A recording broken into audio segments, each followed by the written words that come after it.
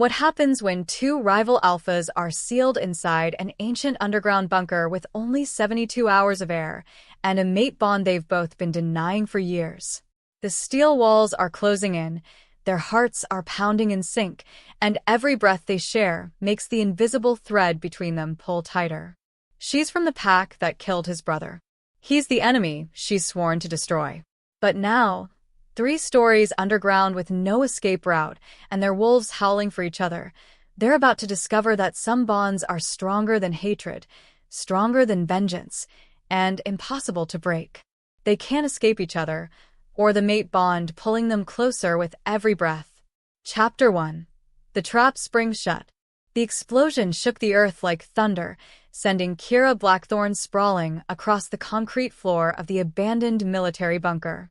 Dust rained from the ceiling as emergency lights flickered to life, casting everything in an eerie red glow that made the underground facility look like the bowels of hell itself. "Son of a bitch," she gasped, pushing herself up on scraped palms. Her enhanced hearing picked up the ominous groan of twisted metal settling above them. The entrance, their only way out, was buried under tons of collapsed concrete and steel. A low, familiar growl echoed through the chamber, and every muscle in Kira's body went rigid. She knew that sound, had heard it in her nightmares for the past 3 years. Well. The voice was like whiskey poured over gravel, dark and smooth with an edge that could cut glass. If it isn't the Red Moon Pack's favorite assassin. Kira's wolf snarled beneath her skin as Damon Steele stepped into the crimson light, his massive frame filling the narrow corridor. 6'4" of pure predator, with shoulders broad enough to block out the world and steel-gray eyes that seemed to see straight through her soul. His black hair was disheveled from the blast, and there was a thin line of blood trickling from a cut on his temple, but he looked as dangerous as ever. More dangerous, actually, because now they were trapped together. Steel. She forced herself to stand, brushing concrete dust from her dark tactical gear. "I should have known you'd be stupid enough to walk into an obvious trap." His laugh was bitter. "Trap? Sweetheart, this wasn't meant for me." Those piercing eyes raked over her with an intensity that made her skin burn. "This whole setup has your scent all over it. Someone wanted us both down here." Kira's stomach dropped as the truth of his words hit her. The anonymous tip about weapons smuggling. The too convenient intelligence about Steele being here alone. The way the entrance had collapsed the moment they'd both entered the bunker. Someone had played them both. "The Shadow Fong Syndicate," she breathed, pieces clicking into place. "They want us to kill each other. Or die trying." Damon moved closer, and Kira's traitorous body responded to his proximity like a tuning fork struck against steel. Her wolf whimpered with longing even as her human mind screamed warnings. "How much air do you think we have down here?"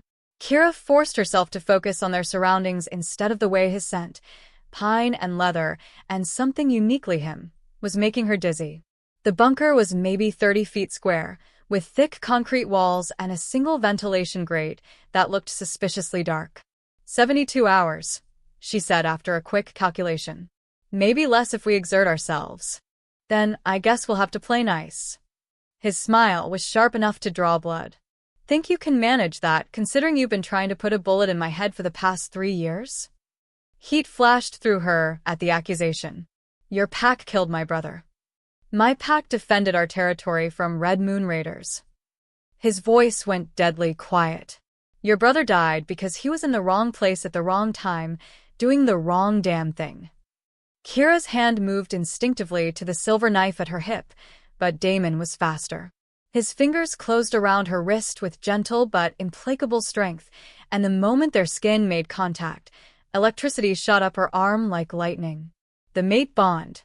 She saw her own shock reflected in his eyes as the recognition hit them both. The pulse she'd been fighting for years, the dreams that left her aching and ashamed, the way her wolf howled every time she caught his scent on the wind, it all made terrible, perfect sense. "No," she whispered, trying to jerk away from him. "No, this can't be happening." But Damon's grip tightened, his thumb brushing over the racing pulse in her wrist. "It's been happening for years, hasn't it, Kira? You feel it every time we're in the same room. Every time we fight. Every time you look at me and hate yourself for wanting. Don't. The word came out strangled. Don't say it. For wanting me. His voice dropped to a whisper that seemed to echo straight through her bones. Your mate. The bond pulsed between them like a living thing, warm and insistent, and absolutely undeniable. Kira's wolf rolled over in submission, purring at finally being close to their other half. But her human mind recoiled in horror. She couldn't be mated to Damon Steele. He was everything she'd been raised to hate, the enemy who destroyed her family, the alpha who'd built his power on Red Moon blood. Being bound to him would make her a traitor to everything she believed in. This changes nothing, she said, finally managing to pull free of his grip. The loss of contact felt like tearing away part of her soul. You're still my enemy. Am I? He studied her with those two knowing eyes. Because your wolf doesn't seem to think so. As if summoned by his words, her wolf pressed against her consciousness, desperate to shift and claim their mate. Kira gritted her teeth and shoved the instinct down, but she could feel the animal's distress like a physical ache. My wolf is confused by the proximity, she lied. It doesn't mean anything. Keep telling yourself that. Damon turned away, moving to examine the collapsed entrance. But we're going to be stuck down here for 3 days, sweetheart.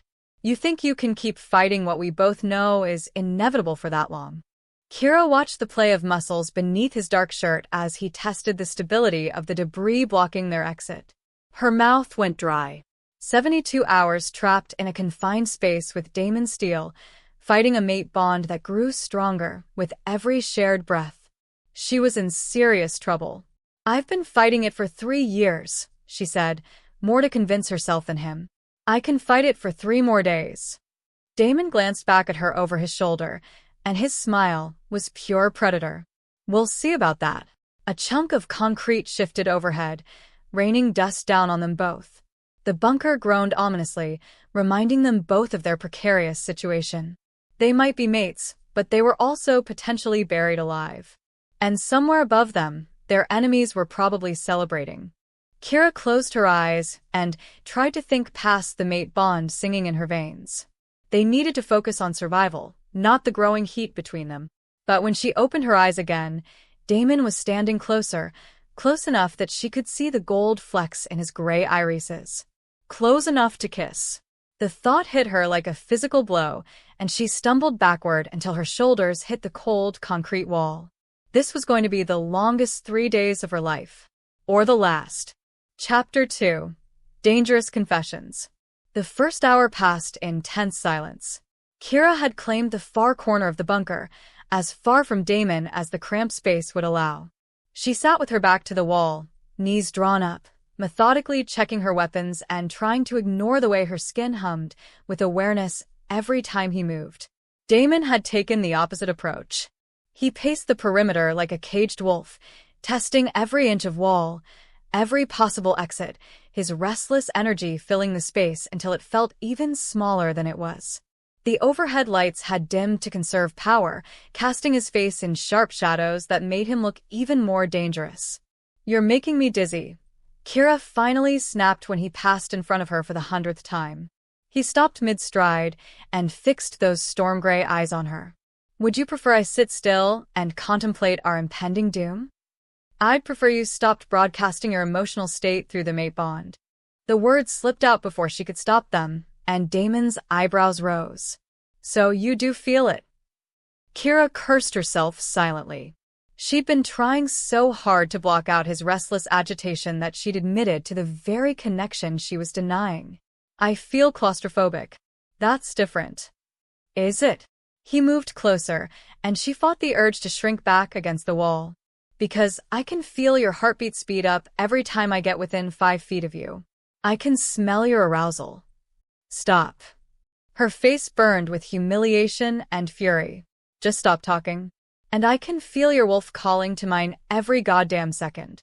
He crouched in front of her, bringing them to eye level, and his scent wrapped around her like a caress. You can deny it all you want, Kira, but your body knows what you are to me. What I am to you, she repeated bitterly, is the daughter of the alpha you helped destroy. The sister of the wolf your pack murdered. That's all I'll ever be. Something flickered across his face. Pain, maybe, or regret. But it was gone so quickly she might have imagined it. Is that what you really believe? It's what I know. She forced herself to meet his gaze, even though being this close to him was making her hands shake. My father trusted you once. Called you ally, friend, brother. And you stood by and watched while Marcus Shadowfang tore our pack apart. Damon's jaw clenched. You don't know what you're talking about. Don't I? Kira leaned forward, close enough to see her own reflection in his eyes. I was there, Damon. I saw you at the Peace Summit. I saw you shake Marcus's hand while my father's blood was still wet on the ground. That summit was 3 days after the attack. Exactly. The word came out like a whip crack. 3 days. My father wasn't even buried yet, and you were making deals with his killer. Damon surged to his feet, his massive frame suddenly filling her vision. You think I wanted to shake that bastard's hand? You think any of it was a choice?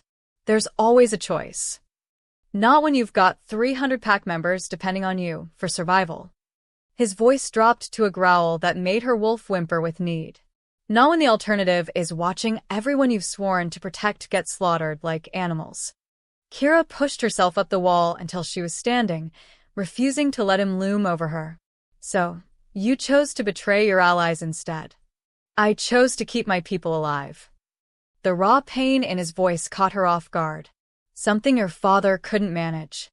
The words hit her like a physical blow. She struck out without thinking, her palm connecting with his cheek in a crack that echoed through the bunker. The silence that followed was deafening. Damon's head had barely moved from the force of her slap, but his eyes had gone completely black. Not gray, not even dark gray. Pure midnight. His wolf was at the surface now, and every instinct Kira possessed screamed at her to run. Except there was nowhere to go. Feel better? His voice was barely human. Not particularly. Her hand stung, and she could see the red outline of her fingers on his cheek. Part of her felt ashamed. The other part wanted to hit him again. Your father was a good man, Damon said quietly, his eyes still that unsettling black. He was also an idealistic fool who got himself and half his pack killed because he couldn't accept that the world had changed. Don't you dare. I tried to warn him. The confession came out flat and emotionless. 2 days before the attack. I called him, told him what I'd heard, begged him to consider Marcus's offer. Do you know what he said to me?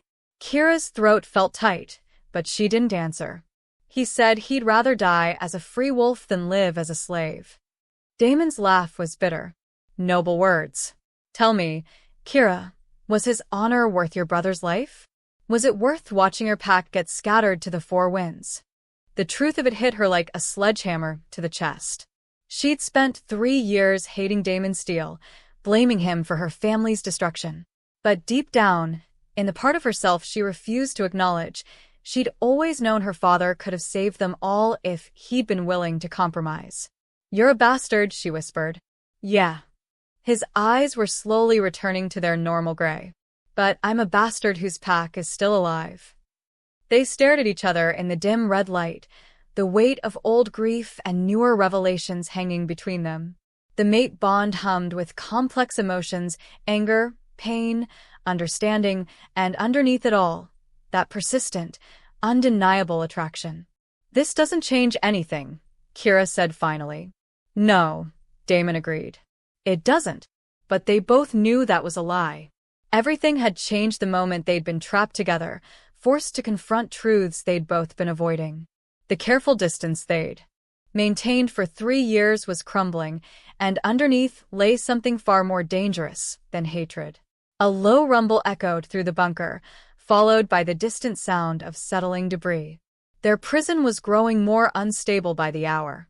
We should check the ventilation system, Damon said, his tone carefully neutral. See if there's another way out. Kira nodded, grateful for the distraction. Anything was better than standing here drowning in the scent of him, fighting the urge to trace the red mark her hand had left on his face. But as they moved to opposite sides of the bunker to examine the air vents, she couldn't shake the feeling that they were both running out of time. Not just the 72 hours of air they had left, but the time they could keep pretending the mate bond wasn't tearing them both apart from the inside. Something was going to give soon. And when it did, Kira wasn't sure either of them would survive the explosion. Chapter 3. The walls close in. The ventilation grate was a dead end, literally. Behind the metal slats lay nothing but solid concrete, as if the system had been deliberately sealed. Kira ran her fingers along the edges, searching for any weakness, any possible escape route that didn't involve digging through 20 feet of collapsed tunnel. Nothing, she muttered, sitting back on her heels. The admission tasted bitter in her mouth. Across the bunker, Damon was examining what looked like an old electrical panel. His shirt had ridden up as he stretched to reach the higher wires, revealing a strip of tan skin that made Kira's mouth go dry. She forced herself to look away, but not before catching sight of scars along his ribs. Old ones, from claws, not bullets. "Power's been rerouted," he said without turning around. Someone wanted to make sure we'd have light and air circulation, but no way to call for help. How considerate of them. Kira pushed herself to her feet, brushing concrete dust from her palms. Any idea who might want us both dead badly enough to orchestrate this? Besides you. The corner of his mouth quirked up in what might have been a smile. Could be anyone. The Shadow Fong Syndicate has enemies, and so do we. Maybe someone figured killing 2 alpha bloodlines at once was efficient. The reminder of their shared status sent an uncomfortable jolt through her. Alpha bloodline. It was another thing that made the mate bond both more powerful and more complicated. 2 alphas mating was rare, and usually explosive. Or maybe, Damon continued, finally turning to face her, someone wanted to see what would happen when we were forced into close quarters. Nothing's going to happen. The words came out too quickly, too defensive. Isn't it? He moved closer, and she backed toward the wall without thinking. We've been circling each other for 3 years, Kira. Fighting and dancing around what we both knew was inevitable. Maybe this was just the universe's way of forcing our hand. The universe, she said carefully, has a sixth sense of humor. Or perfect timing. He was close enough now that she could feel the heat radiating from his skin. When's the last time you've been with anyone? The question caught her completely off guard. That's none of your business. His laugh was low and dark. Sweetheart, we're mates. Everything about you is my business, whether we like it or not. Heat flooded her face, but she forced herself to hold his gaze. Fine. When's the last time you were with someone? For a moment, she thought he wouldn't answer. Then his expression grew serious, almost vulnerable. 2 years ago. Maybe longer. Every time I tried. He shrugged, the gesture somehow both casual and loaded with meaning. My wolf wouldn't let me. Kept comparing every woman to someone I couldn't have. The confession hung between them like a live wire.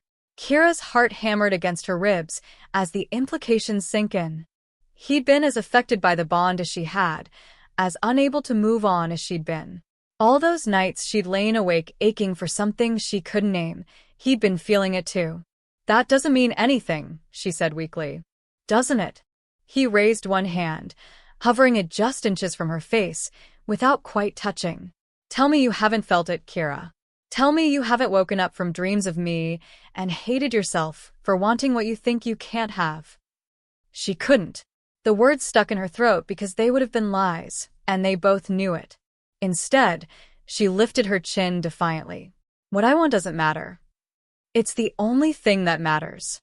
His voice dropped to a whisper, and she felt the brush of his breath against her skin. Tell me what you want right now. Not what you think you should want, not what your pack would expect. What do you want? The question was a trap, and they both knew it. But standing there with his warmth seeping into her bones and his scent making her dizzy, Kira found herself answering with an honesty that terrified her. I want to stop fighting, she whispered. Just for a minute. I want to stop thinking about pack politics and old grudges and all the reasons this is wrong. Her voice broke slightly. I want to know what it feels like to touch you without hating myself for it. Something shifted in his expression, turning his features softer, more human. Then touch me. Her hand moved without her permission, rising to trace the line of his jaw with trembling fingers. His skin was warm and slightly rough with stubble, and she felt him shudder at the contact. The mate bond pulsed between them, singing with satisfaction at finally being acknowledged. "This is dangerous," she breathed. "Everything about us is dangerous." He turned his head slightly, pressing a kiss to her palm that sent electricity shooting up her arm. "Doesn't mean it's wrong." Before she could lose her nerve, Kira rose up on her toes and kissed him. It was supposed to be soft, tentative, a simple exploration of what lay between them. Instead, it exploded into something fierce and desperate the moment their lips met. Damon's arms came around her waist, pulling her against his chest, and she fisted her hands in his shirt to keep from falling. He tasted like danger and promises, like everything she'd been denying herself for 3 years. Her wolf howled with triumph, finally able to claim what belonged to them, while her human mind reeled at the intensity of sensation flooding through the mate bond. When they finally broke apart, they were both breathing hard. Damon rested his forehead against hers, his hands still gentle at her waist. "We can't," Kira whispered, even though every cell in her body was screaming otherwise. "I know." His thumb traced small circles on her hip, sending shivers through her. "But we did." A loud crack echoed through the bunker, followed by a shower of dust from the ceiling. They sprang apart, the spell broken by the reminder of their precarious situation. Somewhere above them, their temporary prison was growing more unstable. "We should rest," Damon said, his voice carefully controlled. "Take shifts keeping watch." Kira nodded, not trusting herself to speak. The kiss had changed everything and nothing. They were still trapped, still enemies, still bound by a mate bond that could destroy them both. But now she knew what his lips felt like, how perfectly she fit against his chest, how right it felt to stop fighting what her wolf had known all along. As they settled into opposite corners of the bunker, maintaining the careful distance that no longer felt nearly far enough, Kira realized that the kiss had been both a beginning and an ending. She tasted what she could have with Damon Steele. Now she had to decide if she was brave enough to reach for it, or if the ghosts of the past would keep them forever apart. Outside their concrete prison, time was running out in more ways than one. Chapter 4. Secrets in the Dark. The emergency lights failed during what Kira estimated was the 3rd hour. One moment the bunker was bathed in dim red illumination, the next they were plunged into absolute darkness. The kind of black that seemed to press against your skin, thick and suffocating. "Well," Damon's voice cut through the void, carefully neutral.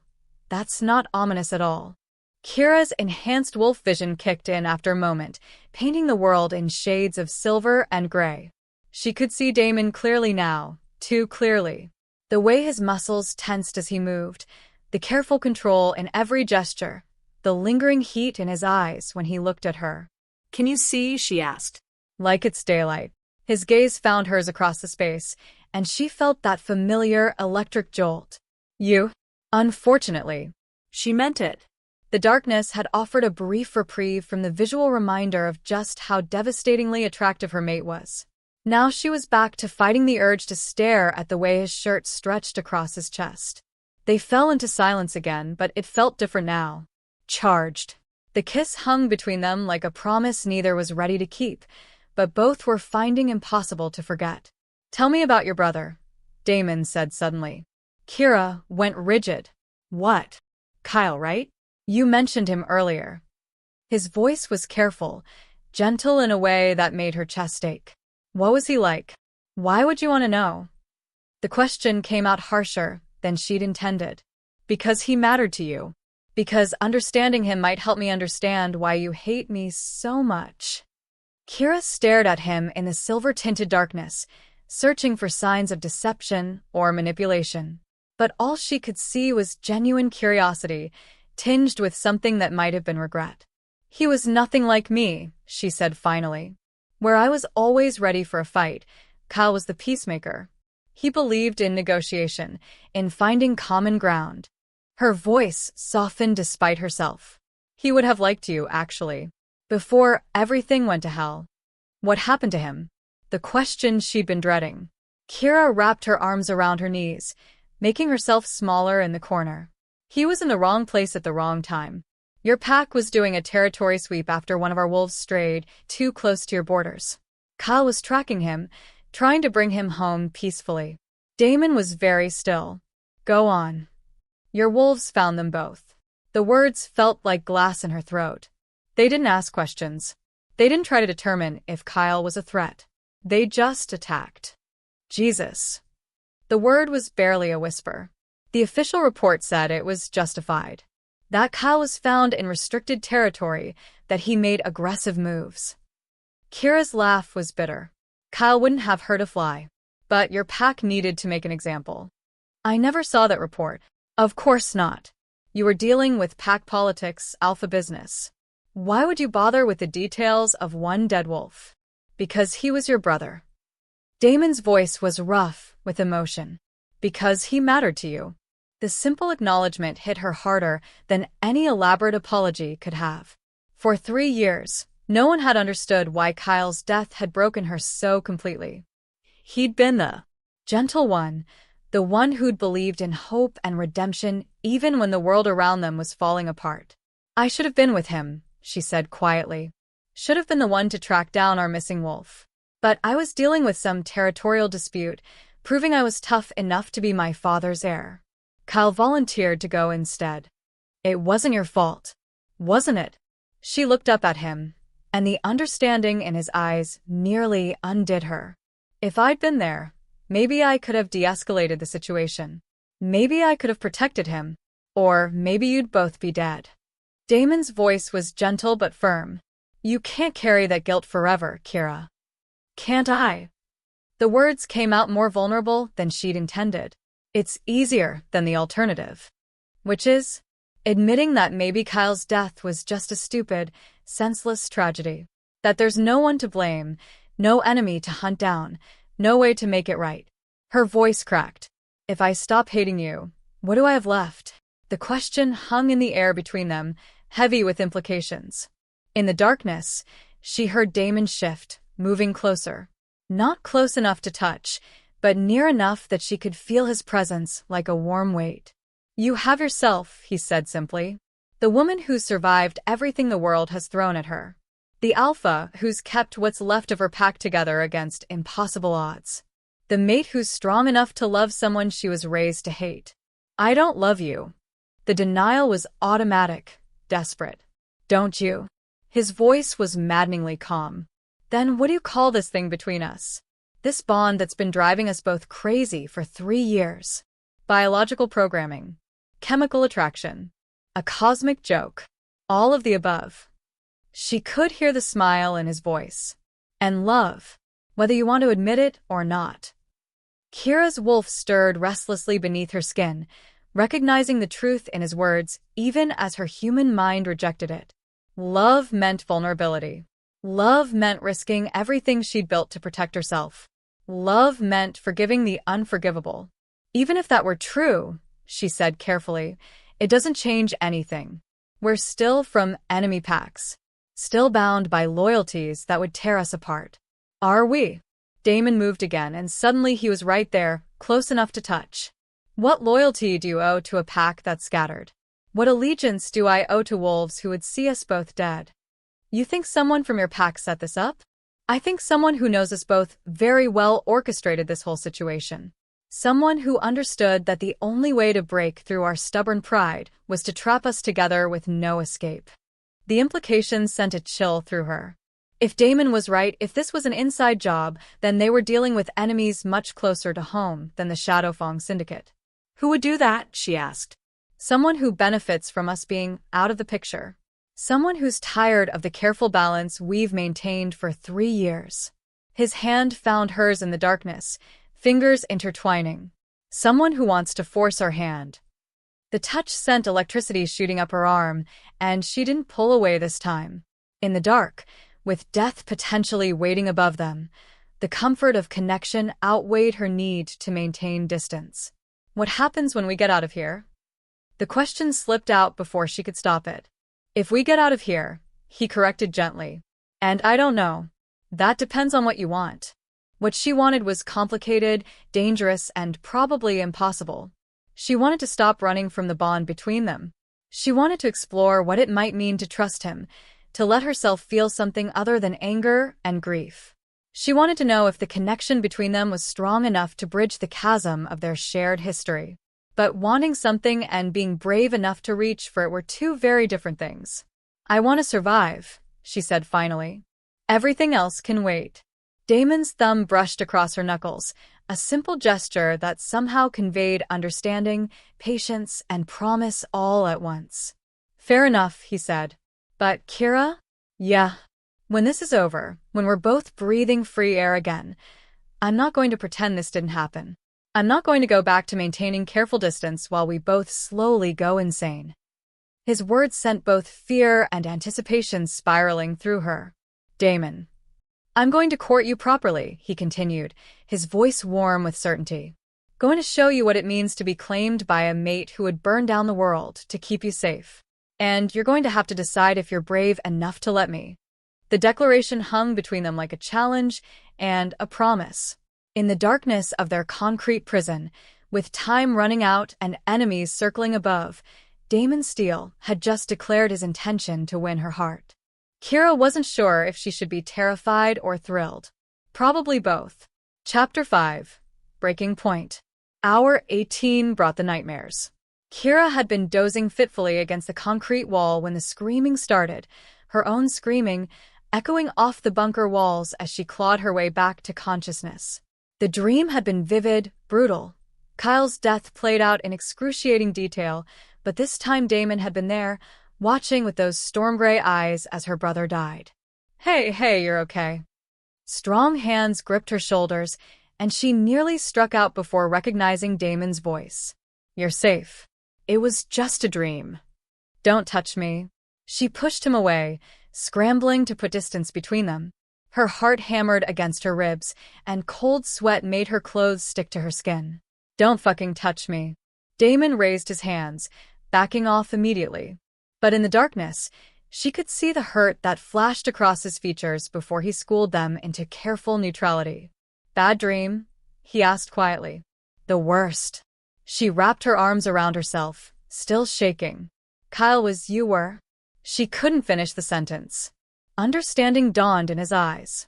"I was there. In the dream. You were watching."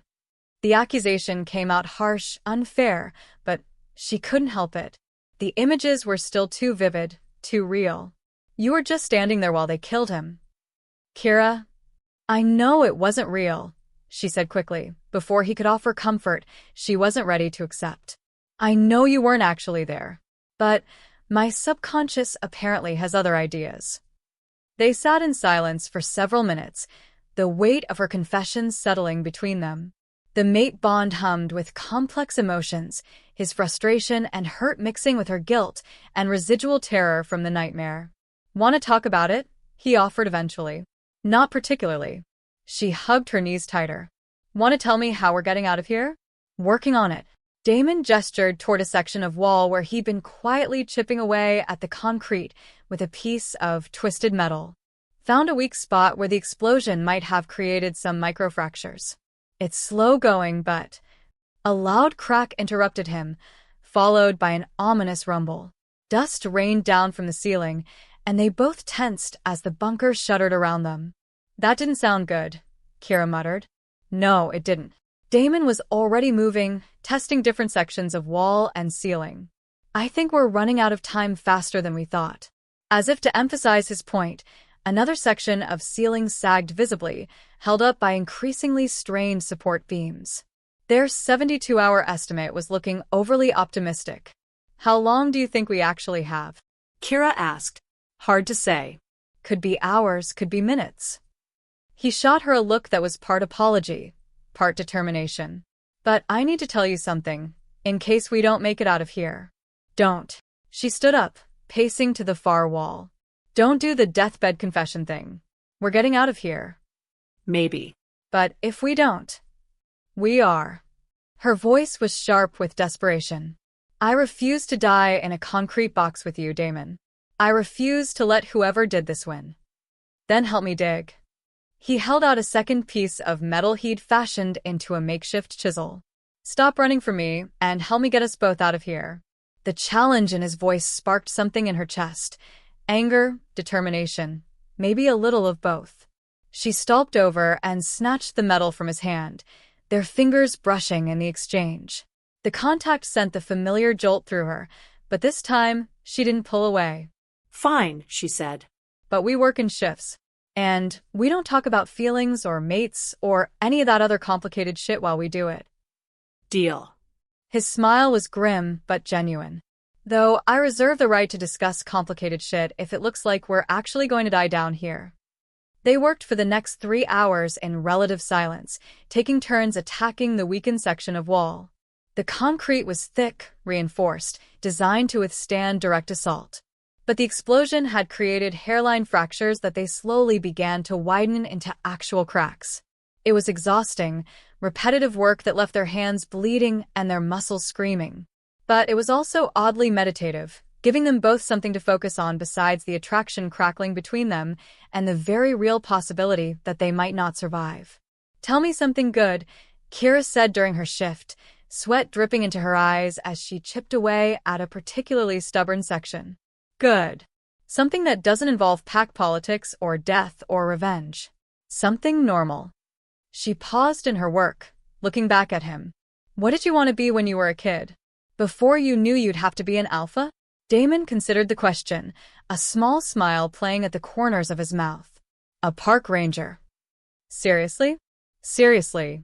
I wanted to spend my days in the wilderness, protecting the forests and the animals that lived there. Seemed like the perfect job for someone who was part wolf. His expression grew wistful.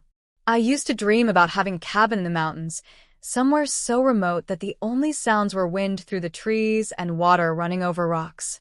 The image was so at odds with the dangerous alpha, she knew that it caught her completely off guard. She'd never imagined Damon as anything other than a predator, a leader shaped by violence and necessity. The idea of him wanting peace, solitude, connection with nature, it humanized him in a way that was both comforting and terrifying. "What about you?" he asked. What was little Kira Blackthorne going to be when she grew up? A veterinarian. The admission came easier than she'd expected. I wanted to heal things instead of hurt them. Spend my days helping creatures that couldn't help themselves. That's actually perfect for you. She looked up from her work, surprised. What do you mean? You've spent the last 3 years taking care of the survivors from your pack, haven't you? Finding them homes, helping them rebuild their lives, making sure they're safe and fed and protected. His voice was gentle, understanding. You did become a healer, just not in the way you expected. The observation hit her like a physical blow. She had been taking care of people in her own way. The scattered remnants of Red Moon Pack had looked to her for guidance, for protection, for hope when everything else had been stripped away. She'd thought of it as duty, as the burden of being her father's daughter. But maybe it had been something else entirely. Maybe it had been her calling, just expressed through different means. I never thought of it that way, she said quietly. Sometimes we become what we need to be instead of what we want to be. Doesn't make it less important. Their eyes met across the small space, and something shifted between them. Not the explosive attraction that had been building for hours, but something quieter, deeper. Understanding, maybe, or recognition. The slow realization that they were more alike than either had wanted to admit. The moment was shattered by another ominous crack from above. This time, a chunk of concrete the size of a dinner plate crashed to the floor beside them, missing Kira's head by inches. Shit. Damon was moving before the debris stopped bouncing, pulling her away from the wall and into the center of the bunker. I think we just ran out of time. As if summoned by his words, the lights flickered and went out entirely. Not the controlled dimming from before, complete electrical failure. In the absolute darkness that followed, Kira could hear the groan of overstressed metal, the whisper of shifting concrete, the slow but inexorable collapse of their shelter. How far did we get with the wall? She asked, surprised by how calm her voice sounded. Maybe halfway through. Not enough. Another crash, closer this time. They were running out of options and they both knew it. Damon, she said into the darkness. Yeah, if we don't make it out of here, we will. If we don't, she continued firmly, I want you to know that I don't actually hate you. I've been trying to for 3 years, but I can't. She felt him move closer in the darkness, his presence warm and solid and reassuring. I know. And the mate bond, it's not just biology. It's not just chemical attraction or cosmic irony. Her voice dropped to a whisper. It's real. What's between us is real. I know that too. His hand found hers, fingers intertwining. And Kira? We're getting out of here. Both of us. Together. His certainty should have been comforting, but all Kira could think about was the sound of the ceiling slowly giving way above them. Time was running out, and their improvised escape route wasn't going to be ready in time. They needed a miracle. Or they needed to get very, very lucky. Chapter 6: The Alpha's Gamble. The ceiling beam directly above them started to buckle with a sound like breaking bones. Move! Damon's shout came a split second before his body slammed into hers, sending them both rolling toward the far corner just as a massive section of concrete crashed down where they'd been standing. Dust filled the air, thick and choking. Kira coughed, trying to clear her lungs while her ears rang from the impact. When the debris finally settled, she realized Damon was still on top of her, his body shielding hers from the falling chunks of concrete. You okay?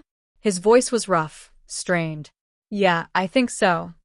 She tried to move and felt him wince. You been better. He rolled off her carefully, and she heard his sharp intake of breath. Caught some shrapnel in my back. Kira's enhanced vision kicked in, and what she saw made her stomach clench. Dark stains were spreading across his shirt, and she could smell the metallic tang of blood. More than just a scratch, he was hurt, possibly badly. Let me see. She moved behind him, pulling up his shirt before he could protest. 3 deep gashes ran across his shoulder blades where pieces of concrete had torn through fabric and skin. They were bleeding freely, and one looked dangerously close to his spine. It's not that bad, he said, but she could hear the pain he was trying to hide. Bullshit. She tore strips from the bottom of her shirt, pressing them against the worst of the wounds. You need stitches, antibiotics, proper medical attention. None of which are available in our current accommodations. He hissed as she applied pressure to stop the bleeding. How's our wall looking? Kira glanced toward their excavation site and felt her heart sink. The same collapse that had injured Damon had partially buried their escape route under tons of fresh debris. What little progress they'd made was completely blocked now. Gone, she said flatly. We're back to square one, except now we have even less time and you're bleeding. Then we need a new plan. Such as? Damon was quiet for a long moment, and she could practically hear the gears turning in his head. When he finally spoke, his voice was deadly serious. We shift. What? Kira's hands stilled on his bandages. Here? Now. Think about it. He turned to face her, wincing at the movement. We've been approaching this like humans, trying to dig our way out with tools, looking for conventional escape routes. But we're not human. The space is too small. If we both shift. Not both. Me. His eyes had gone that dark, predatory gray that meant his wolf was close to the surface. My wolf is bigger, stronger. Might be able to break through where human hands couldn't.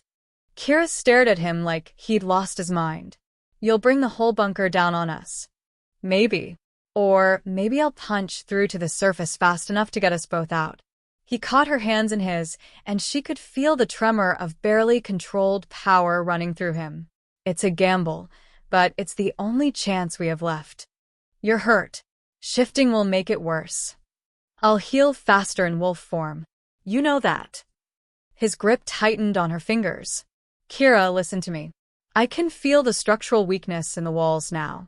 My wolf can sense where the concrete is most compromised. If I hit it at exactly the right angle, with enough force. If you're wrong, we both die. If I don't try, we both die anyway. He was already starting to change, his body temperature rising as his wolf demanded release. The ceiling won't hold much longer. As if summoned by his words, another ominous groan echoed through the bunker. Hairline cracks appeared in the walls around them, spreading like spider webs. They had minutes, maybe less. Okay. The word came out steadier than she felt. Do it. Damon's smile was fierce, primal. Stand back. Way back. And Kira? Yeah. If this goes wrong, if the whole place comes down, don't try to dig me out. Get yourself to safety. Like hell. Promise me. His voice dropped to a growl, and she could see his canines starting to elongate. Promise me you won't throw your life away trying to save mine. The request tore at her heart, but she could see the logic in it. If his plan failed catastrophically, there was no point in them both dying in the rubble. I promise, she lied. He knew she was lying. She could see it in his eyes. But there wasn't time to argue. The change was taking him now, his human form dissolving into something larger, more powerful, infinitely more dangerous. Kira had seen werewolves shift before, but never in such close quarters. The transformation was violent, beautiful, and utterly mesmerizing. Bones cracked and reformed, muscles rippled and expanded, and suddenly where Damon had been crouching, a massive black wolf now stood. He was enormous, even by werewolf standards. His shoulders came nearly to her chest, and his eyes had gone from gray to burning amber. When he looked at her, she saw intelligence there, not just animal cunning, but the full awareness of the man within the beast. Beautiful, she thought, and immediately felt guilty for it. This wasn't the time for admiration. The wolf, Damon, turned toward the wall where they'd been digging. His massive head tilted as he studied the concrete, and she could almost see him calculating angles, force, structural integrity. Then he backed up as far as the small space would allow. Damon, she whispered, not sure if he could understand her in this form. Be careful. The amber eyes found hers for one brief moment, and somehow she heard his voice in her head. Not telepathy, but something deeper. The mate bond, perhaps, allowing them to communicate across the barrier between human and wolf. Trust me. Then he launched himself at the wall with the force of a freight train. The impact was tremendous. The entire bunker shook, and Kira was thrown to her knees by the shockwave. Chunks of concrete exploded outward, and for a terrifying moment, she thought the whole structure was coming down. But when the dust settled, there was a hole. Not big enough for a person, but definitely a crack in their prison. More importantly, she could smell something that made her heart race with hope. Fresh air. Damon's wolf was already backing up for another strike, blood matting his dark fur where the concrete had cut him. But his eyes were bright with determination, and she could feel his fierce joy through the bond. Again, his presence whispered in her mind. Almost through. The second impact was even more violent than the first. This time, the hole widened significantly, and Kira could actually see a sliver of gray sky through the opening. Dawn was breaking somewhere above them. They were going to make it. The third strike broke them through completely. The opening was still small, but big enough for a human to squeeze through if they were motivated enough. And right now, Kira was very motivated indeed. Damon's wolf collapsed beside the new exit, sides heaving with exhaustion. The wounds on his back had reopened during the transformation, and fresh blood darkened his fur. But he was alive, and they had a way out. You magnificent bastard, she whispered, dropping to her knees beside him. You actually did it. He whined softly, nuzzling against her palm. Even in wolf form, even injured and exhausted, he was trying to comfort her. Come on, she said, scratching behind his ears. Let's get out of here before this whole place comes down. But as she moved toward the opening, a new sound reached her ears. Not the groan of failing concrete, but something infinitely worse. Voices. Human voices, coming from the surface above. Their captors were still out there, waiting. Chapter 7. Enemies above. The voices were getting closer. Kira pressed herself against the concrete wall beside their makeshift exit, straining to make out the words drifting down from above.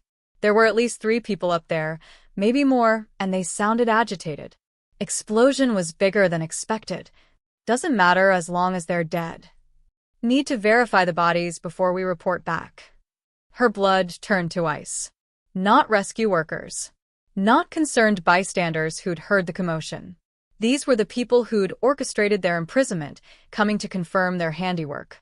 Beside her, Damon's wolf had gone perfectly still, ears pricked forward as he listened.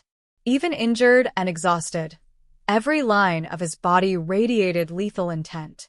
His amber eyes met hers, and she didn't need the mate bond to understand his message. Stay quiet. Let me handle this. Like hell she would. Kira drew the silver knife from her hip, testing its weight in her palm. She had 2 more throwing knives strapped to her thigh, and a small pistol at the small of her back. Not much against unknown numbers, but better than nothing. The conversation above grew clearer as footsteps approached their position. Structural integrity is compromised. Whole section could come down any minute. Then we go in fast and get out faster. Marcus wants confirmation they're both dead, not assumptions. Marcus. Kira's grip tightened on her knife. She'd suspected the Shadow Fong Syndicate was behind this, but hearing their leader's name confirmed it. What if they're still alive down there? Then we finish the job. The voice was cold, matter of fact. 2 alpha bloodlines eliminated, territory wars ended, Marcus consolidates power. Everyone wins. Except the alphas. Fuck the alphas. They've been a thorn in Marcus's side for years. Kira felt Damon's growl more than heard it, a vibration that seemed to come up through the concrete itself. His hackles were raised, and she could smell the sharp scent of his anger. Their mate bond pulsed with shared fury at hearing their deaths discussed so casually. Movement. The sharp exclamation from above made them both freeze. There by the debris field. Something big. Animal. Maybe. Or maybe one of them is still breathing.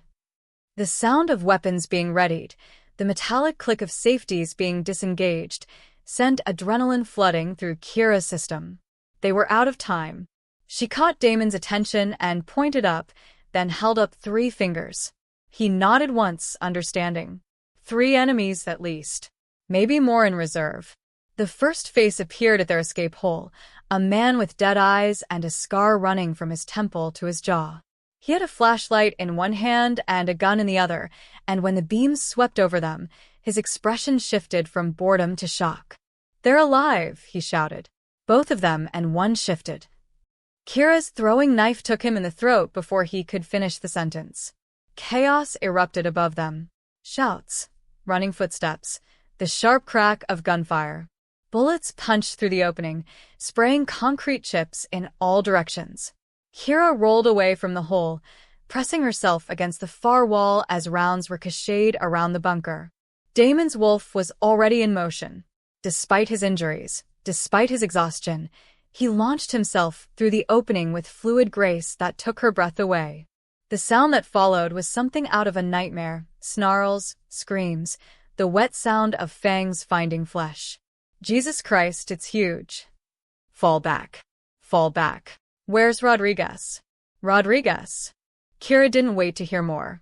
She hauled herself through the hole, emerging into the gray light of dawn to find a scene of carnage. Bodies were scattered across the rocky ground, and Damon's wolf stood in the center of it all, muzzle stained red and eyes blazing with predatory satisfaction. But there were more enemies than they'd anticipated. She counted at least 6 additional figures taking cover behind trees and boulders, and the sharp whine of a bullet passing inches from her head told her they weren't giving up easily. Behind you, she yelled, and Damon spun just as a man emerged from behind a fallen log, rifle raised. Her second throwing knife sprouted from his chest, and he toppled backward into the underbrush. They fought as a team without conscious coordination, the mate bond allowing them to anticipate each other's movements. When Kira needed covering fire, Damon was there, using his massive wolf form to shield her from incoming rounds. When enemies tried to flank him, she was ready with blade or bullet, cutting them down before they could get close. It should have been impossible odds, 2 against 8, one of them injured, both exhausted from their underground ordeal. But they weren't just 2 random fighters. They were mates, alphas, predators at the top of the food chain. And they were royally pissed off. The last enemy broke and ran when his companions fell around him. Kira raised her pistol to pursue, but Damon's warning growl stopped her. Through the bond, she felt his message clearly. Let him go. We need information. He was right. Someone needed to survive to tell them who else was involved, how deep this conspiracy went. But watching the man disappear into the forest still felt like leaving a job unfinished. "We can't stay here," she said, surveying the carnage around them. "More will come when he reports back." Damon's wolf padded over to her, favoring his left hind leg. The wounds on his back were still bleeding, and she could see exhaustion in the way he held himself. He needed to shift back to human form so she could properly tend his injuries, but transformation would leave him even more vulnerable. As if reading her thoughts, he began to change. The process seemed slower this time, more labored, and when it was finished, Damon collapsed to his knees on the rocky ground. Human again, naked and bleeding, but alive. "Hey." Kira dropped beside him, hands already moving to assess his wounds. "Stay with me?" "I'm fine," he mumbled, but the way he swayed suggested otherwise. "Just need a minute." "You need a hospital." She stripped off her jacket, wrapping it around his shoulders. "And probably a few pints of blood." "Can't go to a hospital." Too many questions. He managed to focus on her face, and some of the fog cleared from his eyes. "There's a safe house about 10 miles north of here. Off-grid medical supplies, secure communications." "Can you make it that far?" "Do I have a choice?" Before she could answer, the sound of helicopter rotors echoed through the forest. Not close yet, but getting closer. Their escape from the bunker had clearly triggered some kind of alert. "Shit." Kira helped Damon to his feet, letting him lean on her for support. "We need to move. Now." They stumbled into the tree line just as the first helicopter appeared over the ridge. Military style, black and unmarked. Definitely not local law enforcement. "How many people wanted us dead?" Kira muttered as they pushed deeper into the forest. "Apparently more than we thought." Damon's voice was strained, but he was keeping pace. "Question is, how did they know we'd both be there?" It was a good question, and one that made Kira's stomach clench with unpleasant possibilities. Someone had played them both, had known exactly what bait to use to get them to that bunker. Someone with intimate knowledge of their movements, their motivations, their weaknesses. Someone close to one or both of them. "We'll figure it out," she said, adjusting her grip as Damon stumbled slightly. "After we get you patched up." "Kira." His voice was soft, serious. "What happened back there?" "Was survival instinct and pack dynamics," she said quickly. "Nothing more." "Was it?" He stopped walking, forcing her to meet his eyes. "Because it felt like something more to me." She stared at him, this man who'd just risked everything to save her life, who'd fought beside her like they'd been partners for years instead of enemies for decades. Blood matted his dark hair, exhaustion lined his face, and he was barely standing upright. But his eyes were clear, intense, and full of something that made her chest ache. "Damon." The sound of approaching helicopters cut off whatever she'd been about to say. They were running out of time, and this conversation would have to wait. But as they resumed their stumbling flight through the forest, Kira couldn't shake the feeling that everything between them had changed again. They'd fought as mates, protected each other as mates, trusted each other in a way that went beyond mere alliance. The question was, what were they going to do about it? Chapter 8: Blood and Trust. The safe house was a cabin that looked like it had been abandoned for decades. Weathered wood, broken shutters, weeds growing through the front porch. But Kira's enhanced senses picked up the subtle signs that suggested otherwise. Recent tire tracks in the muddy driveway, the faint scent of cleaning supplies, security cameras disguised as bird houses. "Looks like a dump," she said, supporting more of Damon's weight as he stumbled on the uneven ground. "That's the point." His voice was getting weaker, and she could feel his body temperature dropping through their shared contact. Shock was setting in. Keys under the third loose board on the porch. Kira found the hidden key and got them inside, half carrying Damon to a couch that had seen better days. But once the door closed behind them, she could see the cabin's true nature. The windows were bulletproof glass, the walls reinforced with steel plating, and there were enough weapons mounted on the far wall to outfit a small army. "Whose place is this?" she asked, moving to examine the medical supplies she could see stocked in a corner cabinet. "Mine." One of several. Damon managed a weak smile. Paranoia has its advantages. The medical cabinet was better stocked than most emergency rooms. Surgical supplies, antibiotics, blood expanders, even a portable defibrillator. Someone had prepared for serious injuries. "Take off your shirt," Kira said, laying out what she'd need to clean and stitch his wounds. "Usually women ask me to dinner first," he said, but he was already complying, wincing as the fabric pulled away from his injuries. Kira's breath caught. The gashes across his back were worse than she'd thought, deep, ragged tears that would need dozens of stitches. But it was the older scars that made her pause. Claw marks, bullet wounds, what looked like knife cuts. His body was a roadmap of violence, each mark telling a story of survival against impossible odds. "Jesus, Damon. What happened to you?" 3 years of leading a pack in hostile territory. He glanced back at her over his shoulder. "What happened to your back?" She'd forgotten he would be able to see her own scars, the whip marks from her father's training, the bullet graze from her first assassination attempt, the long thin line where a rival alpha's claws had nearly taken out her spine. "Same thing," she said quietly. "Different pack." They looked at each other for a moment, two warriors recognizing the price they'd both paid for leadership. Then Kira forced herself to focus on the task at hand. "This is going to hurt," she warned, threading the surgical needle. "It already hurts." But he braced himself against the couch cushions as she began to clean the wounds with antiseptic. The first touch of the solution made him hiss through his teeth, muscles going rigid under her hands. But he didn't pull away, didn't ask her to stop or go easier. Just endured it with the stoicism she was beginning to recognize as quintessentially him. "Tell me about the safe houses," she said, trying to distract them both as she worked. "How many do you have?" 7. "Maybe 8. His voice was tight with pain. "Scattered across 3 states. Each one stocked for different scenarios, medical emergencies, extended sieges, emergency evacuations." "Paranoid much? Alive much?" He managed a laugh that turned into a grunt as she started on the deepest gash. "Amazing how much longer you survive when you plan for the worst-case scenario."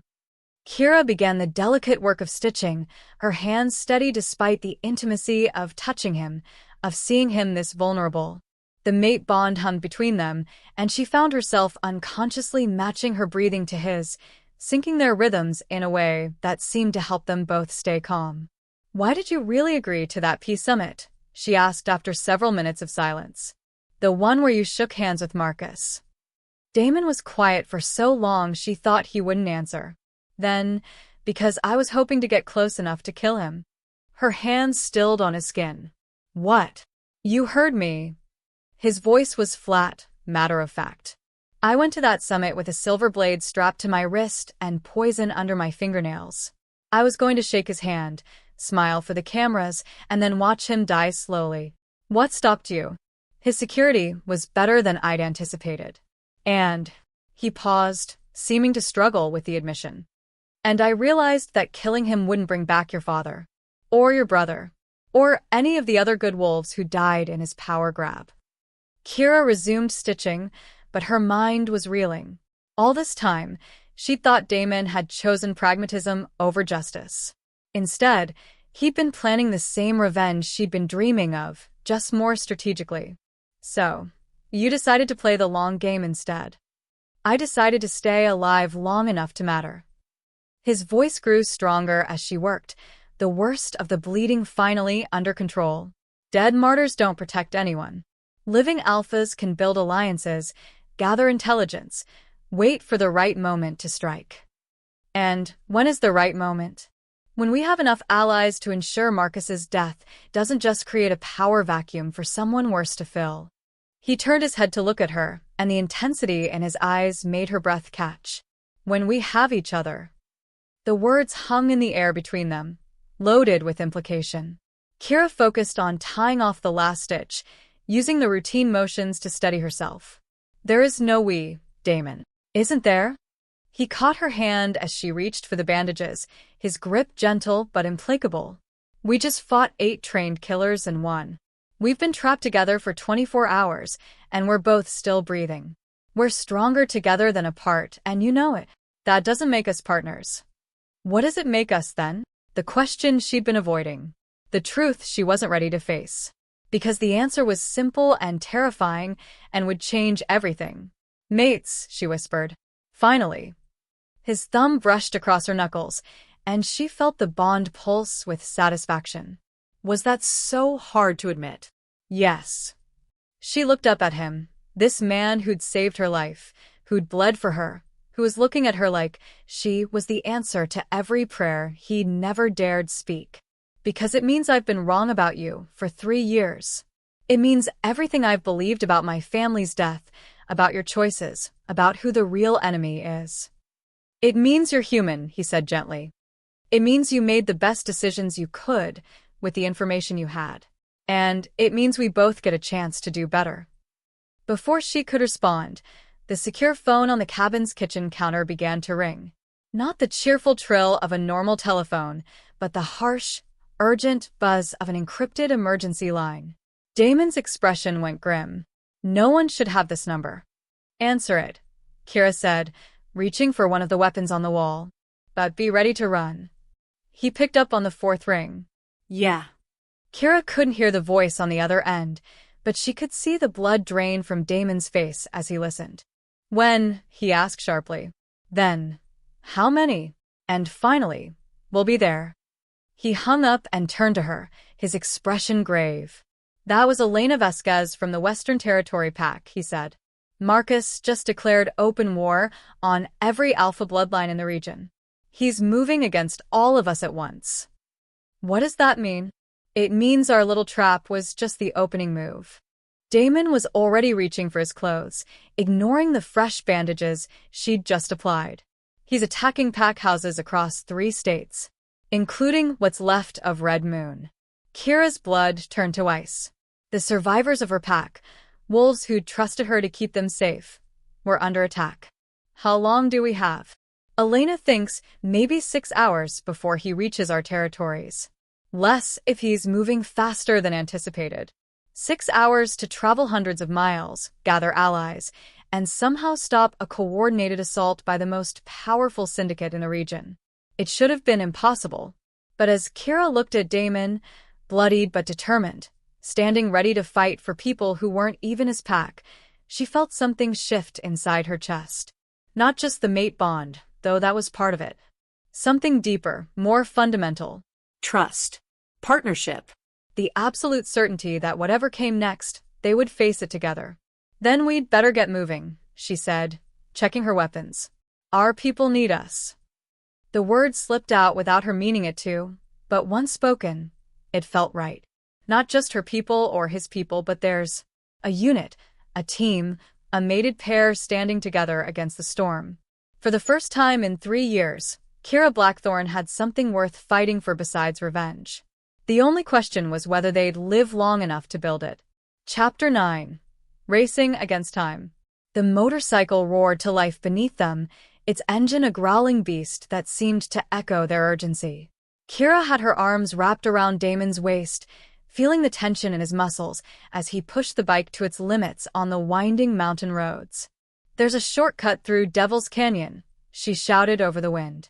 Could save us 20 minutes. Too dangerous in daylight, he called back. Too exposed. We don't have a choice. At this speed, we'll never make it to the Red Moon survivors in time. She felt him consider it through the mate bond, weighing risk against necessity, strategy against desperation. Then the bike tilted sharply to the right as he took the exit toward the canyon. The road here was barely more than a dirt track, carved into the side of a cliff that dropped away into nothing. One wrong move, one moment of inattention, and they'd plummet hundreds of feet to the rocks below.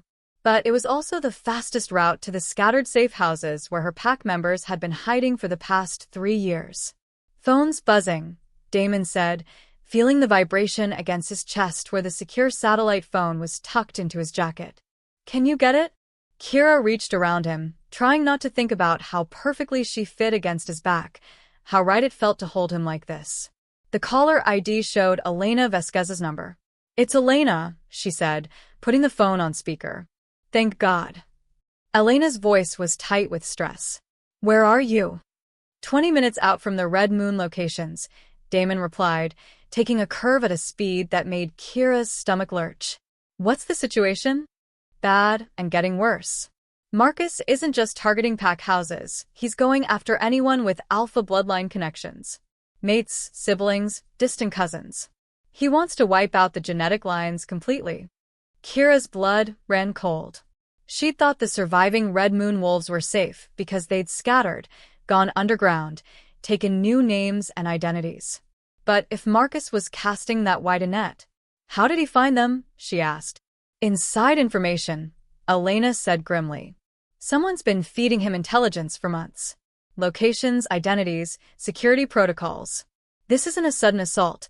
It's been planned for a long time. Any idea who? Working on it.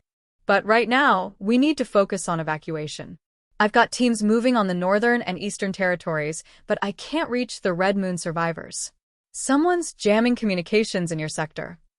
Damon cursed, taking another hairpin turn at dangerous speed. The canyon walls rose around them like prison walls, blocking out most of the sky. If they were being tracked by satellite, this route would provide some cover. If they broke down or crashed, they'd be completely cut off from help. We're almost there, Kira said into the phone. What's our extraction plan? Rendezvous point is the old mining facility at Copper Ridge. We'll have transport standing by, enough to move 50 people if necessary. Elena paused.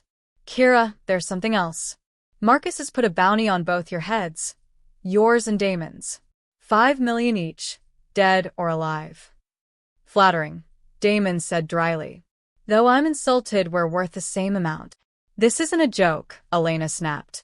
Every mercenary and bounty hunter in 3 states is going to be looking for you. You can't just ride in there like the cavalry. Watch us, Kira said, and ended the call. They emerged from the canyon into rolling foothills dotted with abandoned farmsteads and overgrown orchards. This had once been thriving agricultural land, but economic depression and supernatural territorial disputes had driven out most of the human population. Perfect for wolves who needed to stay hidden. First safe house is 2 miles ahead, Kira said, pointing toward a cluster of buildings nestled in a grove of oak trees. Sarah Martinez and her 2 kids. She was my father's beta female. How many locations total? 7 that I know of. Maybe more. Some of the survivors made their own arrangements. Kira's throat tightened as she thought about the wolves who'd trusted her to keep them safe. They scattered after the attack, but they've been checking in regularly. Until yesterday. When did you last hear from them? Sarah called Tuesday night. Said everything was quiet. Kids were doing well in the local school. Her voice cracked slightly. She asked if it was safe to come home yet. Damon's hand found hers where it rested on his stomach, squeezing gently. The touch was meant to comfort, but it also sent electricity shooting up her arm. Even in crisis, even racing against time to save lives, the mate bond hummed between them. We'll get them out, he said with quiet certainty. All of them. The farmhouse came into view as they crested a low hill, a 2-story colonial with faded blue shutters and a wraparound porch. It looked peaceful, normal, exactly like what it was supposed to be, a single mother's refuge where she could raise her children away from pack politics and supernatural warfare. But something was wrong. Kira felt at the moment they got within 100 yards of the house, a wrongness in the air, a scent that made her wolf whimper with distress. Stop, she said urgently. Something's not right. Damon cut the engine immediately, coasting to a stop behind a screen of trees. In the sudden silence, they could both hear it, the sound of someone sobbing, muffled but desperate. One of the kids, Kira whispered, recognizing the pitch and cadence. Miguel, he's 7 years old. They left the motorcycle hidden and approached on foot, using the outbuildings for cover. As they got closer, the wrongness intensified. The scent of fear, of blood, of something that made Kira's alpha instincts scream warnings. The front door was standing open. Trap? Damon asked quietly. Maybe. Or we're too late. Kira drew her knife, feeling the familiar weight of the silver blade in her hand. Either way, there's a child in there. They moved in tactical formation, Damon taking point, Kira covering the angles. The porch steps didn't creak under their careful weight, but the silence inside the house was deafening except for those heartbreaking sobs. The living room was a disaster. Furniture overturned, pictures smashed, dark stains on the hardwood floor that could only be blood. But no bodies. No Sarah, no Miguel's older sister Carmen. The crying was coming from upstairs. They found Miguel in what had been his bedroom, crammed under his bed with his hands pressed over his mouth to muffle the sounds.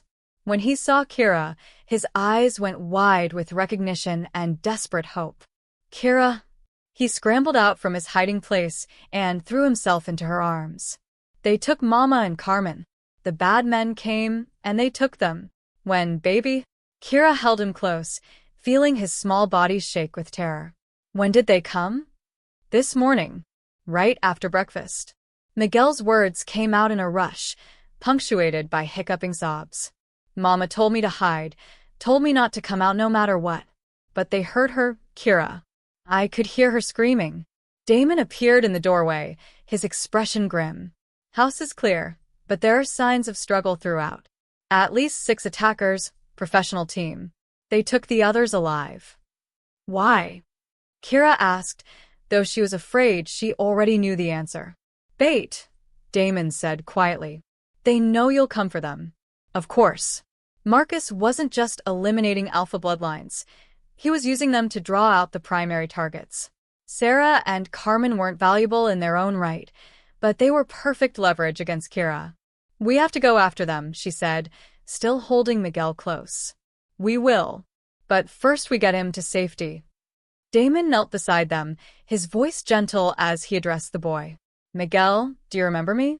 I'm Damon. I'm a friend of Kira's." Miguel nodded uncertainly, clearly recognizing Damon's alpha presence, but not sure if he should be afraid. "I need you to be very brave," Damon continued. "We're going to get your mama and sister back, but first we need to make sure you're somewhere safe. Can you do that for us?" "I want to come with you," Miguel said fiercely. "I want to help save them." "You are helping," Kira told him. "By staying safe, you're helping us focus on getting them back. But Miguel, I need you to tell me, did the bad men say anything about where they were taking Mama and Carmen?" Miguel screwed up his face, trying to remember through his fear and trauma. "One of them said something about the old place? Where the rocks are?" Kira and Damon exchanged glances. It could be anything. There were dozens of abandoned quarries and mining sites in the area. But it was a start. "Good job, baby." Kira kissed the top of Miguel's head. "You did so good, hiding like Mama told you to." They were running out of time. Each minute they spent here was another minute Sarah and Carmen were in enemy hands. But they couldn't take Miguel with them into what would certainly be a trap, and they couldn't leave him here alone. "The rendezvous point," Damon said quietly. "Elena's team should be there by now." It meant a detour, precious time lost. But it was their only option. "Come on, sweetheart," Kira said to Miguel. "We're going to take you somewhere safe, and then we're going to bring your family home." As they headed back to the motorcycle, Kira tried not to think about how many other safe houses might already be compromised, how many other families might be torn apart. The scope of Marcus's operation was becoming clear.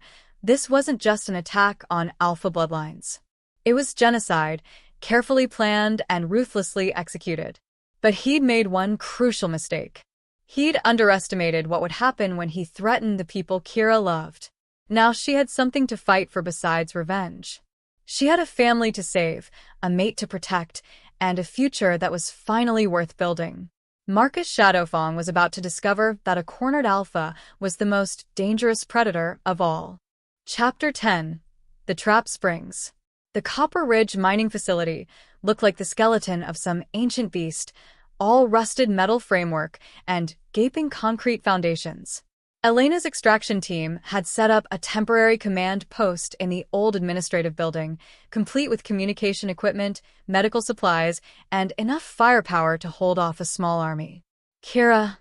Elena Vasquez emerged from the building as they pulled up, her expression a mixture of relief and concern. She was a compact woman in her 40s with steel-gray hair and the kind of presence that commanded instant respect. "Thank God you made it. How bad is it?" Kira asked, lifting Miguel down from the motorcycle. The boy hadn't spoken during the ride, just clung to her with the desperate grip of someone who'd lost everything. Worse than we thought. Elena's dark eyes flicked to Damon, assessing. 7 safe houses hit simultaneously across 3 territories. 23 people taken. 5 confirmed dead. She knelt in front of Miguel, her voice gentling. Hey there, little man. You're safe now. Miguel buried his face against Kira's leg, overwhelmed by the unfamiliar faces and military efficiency of the command post. But when Elena extended her hand, he took it tentatively.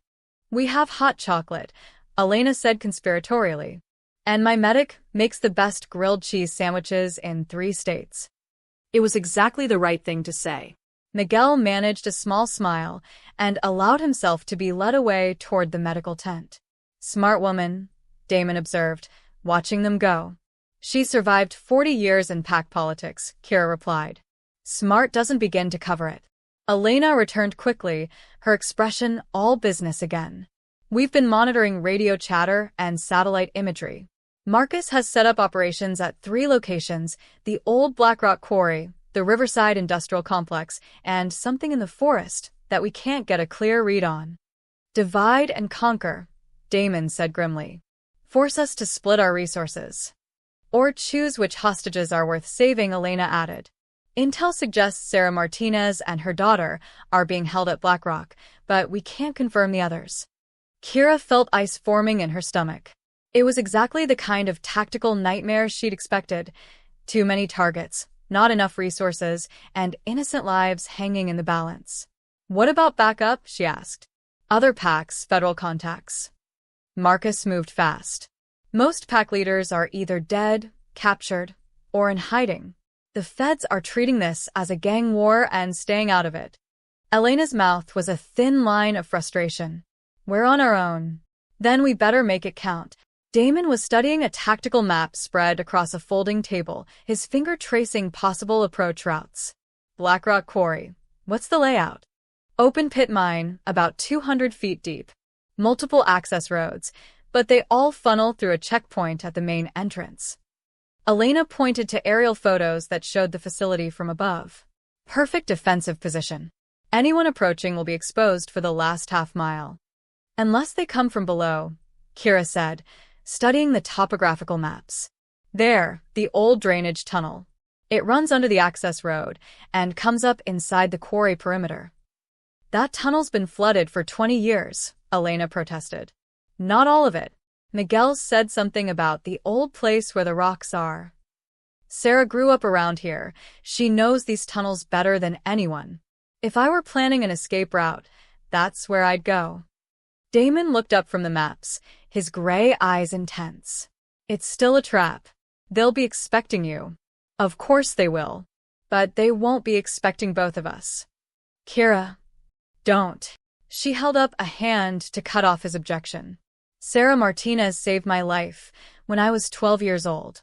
She taught me how to fight, how to lead, how to survive when everything else fell apart. I'm not leaving her to die in that pit. And I'm not letting you walk into a trap alone. His voice carried the steel of absolute determination. We go together or we don't go at all. The mate bond pulsed between them, carrying emotions too complex to name. Partnership, protectiveness, the absolute certainty that they were stronger together than apart. But also fear, the terrifying knowledge that losing each other now would destroy them both. This is insane, Elena said, looking between them. You're talking about a suicide mission. Maybe. Kira was already checking her weapons, her movements efficient and deadly. But it's the only chance Sarah and Carmen have. What about the others? The hostages at the other locations.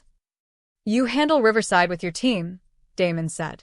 Hit them fast and hard while Marcus is focused on us at Blackrock.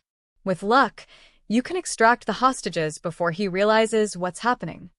And the third location? Unknown variables, Kira said grimly. We deal with what we can control and hope it's enough.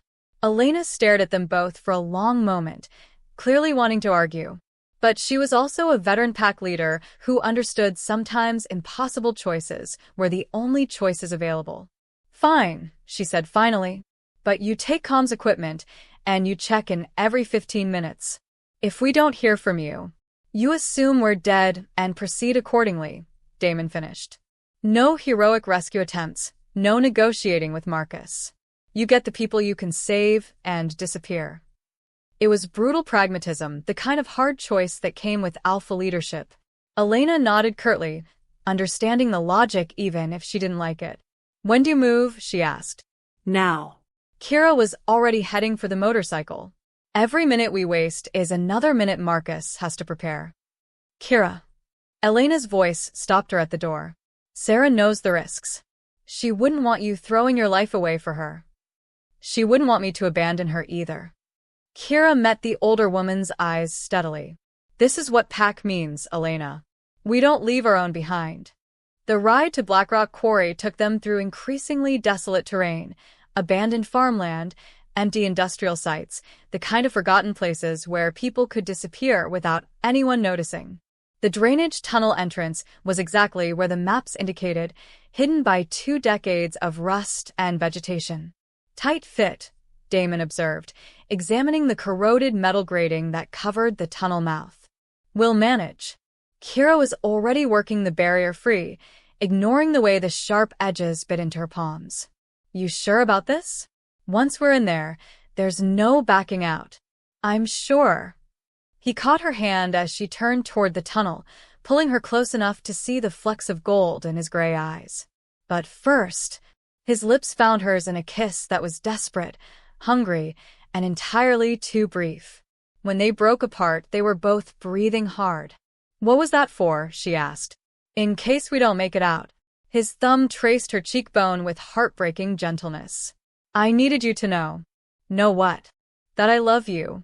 That I've loved you since the first time we tried to kill each other 3 years ago. That whatever happens in there, being your mate has been the best thing that ever happened to me. The words hit her like a physical blow, raw and honest, and absolutely terrifying in their intensity. Part of her wanted to say it back, to admit that somewhere between hatred and partnership, she'd fallen completely and irrevocably in love with Damon Steele.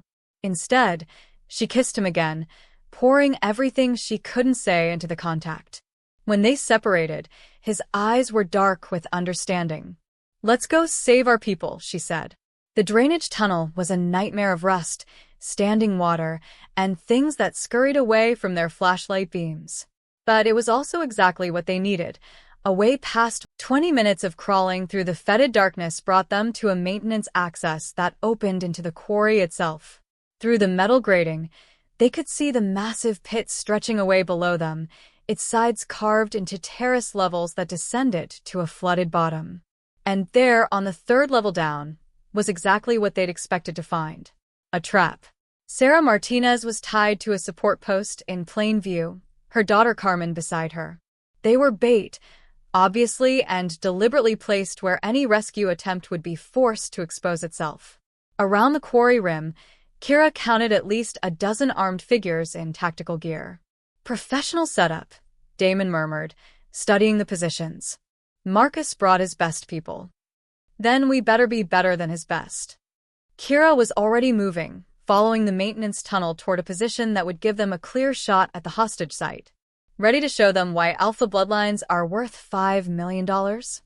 His answer was a smile that was pure predator. Let's hunt. The tunnel ended at another access grate, this one directly above their targets.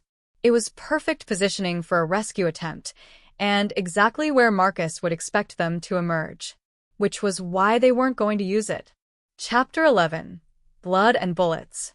Instead of taking the obvious route, Kira led them deeper into the tunnel system, following maintenance maps she'd memorized from Elena's briefing. The drainage network was more extensive than Marcus's people would expect, a maze of forgotten passages that honeycombed the entire quarry complex.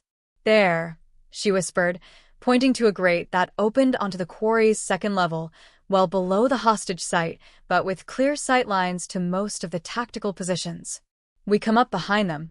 What about Sarah and Carmen? We trust them to stay down when the shooting starts. Kira's voice was grim but determined. Sarah's been in firefights before. She'll protect Carmen. They emerged from the tunnel like ghosts, moving with the silent precision that came from years of supernatural hunting.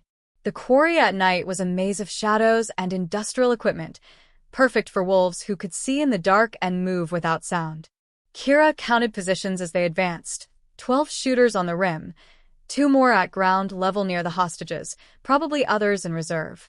Professional spread, good fields of fire, but they were positioned for a frontal assault that wasn't coming. Take the high nest first, Damon breathed in her ear. Sniper's been tracking our approach route. She'd seen him too, a figure with a rifle scope, positioned to cover the obvious entry point from the drainage tunnel. He was good, disciplined, but he was looking in the wrong direction. Kira's throwing knife took him in the throat before he could make a sound. That was the signal. Damon moved like flowing water, covering ground with impossible speed as his wolf nature gave him advantages no human could match. His target was a machine gunner positioned to rake the hostage area with crossfire, a threat that had to be eliminated before they could move on Sarah and Carmen. The man never saw him coming.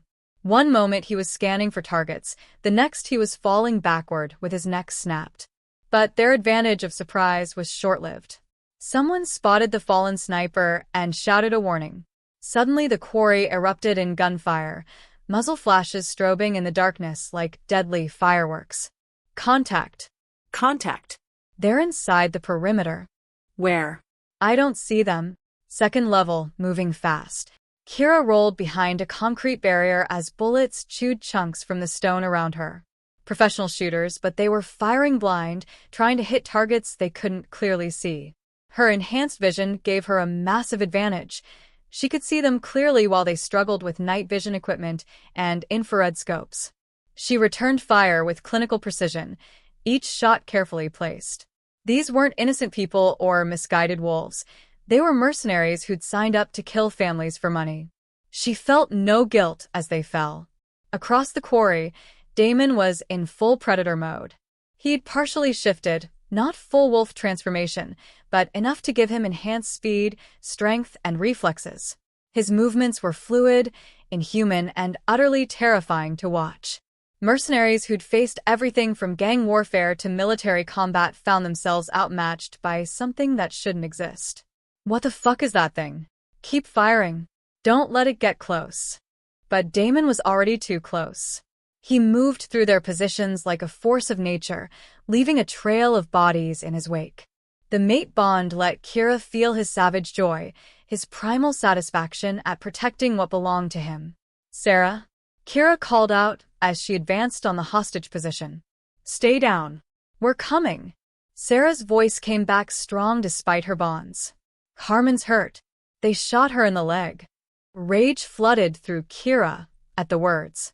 Carmen was 15 years old, a sweet kid who'd never hurt anyone. Shooting her wasn't tactical, it was cruelty for its own sake. Someone was going to pay for that. The 2 guards near the hostages had taken cover behind an overturned truck, using Sarah and Carmen as human shields. Standard hostage-taker tactics, but they'd made one crucial mistake. They were thinking like humans fighting humans, not like prey being hunted by apex predators. Kira came at them from above, dropping from a ledge like an avenging angel. Her knife found the first guard's spine before he could react. The second managed to get his weapon up, but Damon appeared at his shoulder like a nightmare, claws extended and eyes blazing amber in the darkness. The man's scream was cut short by the sound of tearing flesh. It's okay, Kira said, cutting Sarah's bonds with hands that were surprisingly steady despite the adrenaline flooding her system. You're safe now. Sarah Martinez was a tough woman who'd survived pack wars and personal tragedy, but even she looked shaken. Blood matted her gray hair, and her clothes were torn from rough handling. But her eyes were clear and determined as she gathered her injured daughter close. Carmen needs medical attention, she said without preamble. Bullet went through her thigh. Missed the bone, but she's lost blood. We'll get her out, Damon promised, already scanning for additional threats. But we need to move fast. This was just the first wave. As if summoned by his words, new lights appeared on the quarry rim. Vehicles, lots of them, bringing reinforcements. Marcus had been holding back his main force, waiting to see how the initial trap played out. Shit. Kira helped Carmen to her feet, letting the teenager lean on her for support. How many more do you think he has? Too many. Damon was checking his weapons, counting remaining ammunition. We need that extraction Elena promised. Kira activated the comm unit Elena had given them. Static crackled for a moment before the woman's voice came through. Kira, thank God. What's your status? Hostage is secure, but we've got company coming. Lots of company. Where's our ride? Inbound, but we ran into our own problems at Riverside. Lost 2 vehicles, and we're running behind schedule. Elena's voice was tight with stress. Can you hold position for 10 minutes? Kira looked around the quarry, an open pit with limited cover and enemies closing in from all sides. Not likely. Then you need to find another way out. The drainage tunnel you used to get in. Compromised. They'll be watching it now. Damon appeared at her elbow, pointing toward the flooded bottom of the quarry. What about the pump station down there? If the old maps are accurate, there should be an emergency exit that leads to the processing plant. That's underwater, Sarah said, overhearing. Not all of it. Damon's smile was grim. And we can hold our breath longer than humans can. It was insane. Swimming through flooded tunnels in the dark, with an injured teenager and pursuers closing in from above. But it was also their only chance. Elena, Kira said into the calm new plan. We're going underwater. Meet us at the processing plant on the north side of the complex. Underwater? Kira, that's crazy. I know, but it's what we've got. She looked at Sarah and Carmen, seeing fear but also trust in their expressions. Can you both swim? Like fish, Sarah said firmly. But Carmen. I can do it, Mama. The teenager's voice was weak, but determined. I won't slow you down. The first vehicles had reached the quarry rim, and spotlights were beginning to sweep the lower levels. In minutes, this place would be swarming with Marcus's people. Let's go, Kira said, already moving toward the flooded section of the quarry. Stay close, stay quiet, and trust us. As they descended toward the black water, gunfire erupted above them. Marcus's reinforcements had arrived, and they were laying down suppressing fire at anything that moved. Bullets sparked off concrete and machinery, filling the air with deadly metal. The water was shockingly cold when they entered it, dark and oily with decades of industrial runoff. But it was also safety, liquid cover that would hide them from the shooters above. Deep breath, Damon said, and then they were under. Swimming through the flooded tunnel was like moving through liquid night. Kira's enhanced vision helped, but even she could barely make out the concrete walls rushing past. The current was stronger than expected, trying to drag them back toward the quarry, but they fought against it with desperate strength. Carmen was struggling. The bullet wound in her thigh was bleeding freely, leaving a trail in the water that would attract attention if anyone was looking. But she gritted her teeth and kept swimming, supported by her mother's arm and sheer teenage stubbornness. The tunnel seemed to go on forever. Just when Kira thought her lungs would burst, they broke the surface in a maintenance chamber filled with rusted pipes and electrical equipment. Emergency lighting cast everything in sickly yellow, but it was the most beautiful sight she'd ever seen. Everyone okay? Damon gasped, helping Carmen out of the water. Alive, Sarah replied, which was probably the best they could hope for. Above them, they could hear the sounds of pursuit, vehicles, shouting voices, the organized chaos of a manhunt in progress. Marcus wasn't giving up easily. The processing plant should be just ahead, Kira said, consulting the mental map she'd memorized. Elena better be there, because we're running out of miracles. They emerged from the drainage system into a complex of abandoned industrial buildings, all rusted metal and broken windows. In the distance, vehicle lights were converging on their position. Marcus had figured out their escape route faster than expected. But there, parked behind the largest building with its engine running, was Elena's extraction vehicle. About time, the pack leader said as they approached. I was starting to think you decided to take up permanent residence in that hole. Just sightseeing, Kira replied, helping Carmen into the vehicle. How did Riverside go? Messy, but successful. We got everyone out alive. Elena's expression darkened. But Kira, we intercepted some radio chatter. This isn't over. Marcus is calling in favors from every syndicate contact he has.